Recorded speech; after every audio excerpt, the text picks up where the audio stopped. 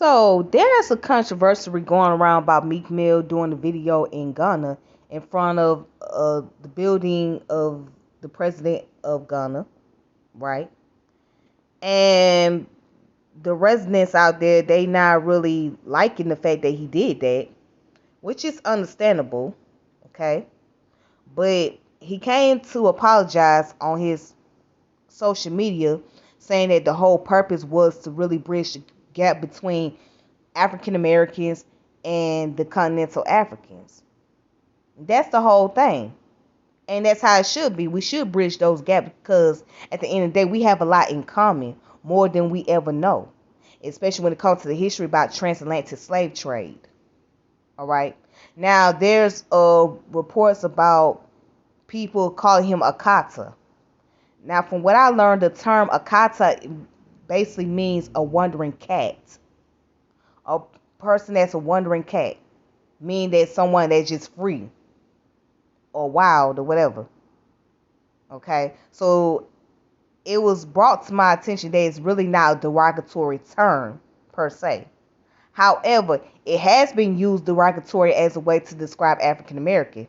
Now, I seen a video where a lady was giving commentary on this, and she said that it was a racial slur. First and foremost, how can it be a racial slur when we all are African descended people? We all are black. Now, if you want to say that it's a way to show some form of xenophobia, then that would have been a different story. But to say that it's a racial slur, that's a problematic thing because it's not a racial slur. I'll tell you what's more of a racial slur. Using terms like Pookie and Ray Ray, that would be more of a racial slur because it shows discrimination against African Americans who are in a lower class community. But nobody really say much about the term about Pookie and Ray Ray being discriminatory against black people from the inner city, especially those that have been incarcerated, been in and out of the streets, or been on drugs. I don't hear that type of argument, right?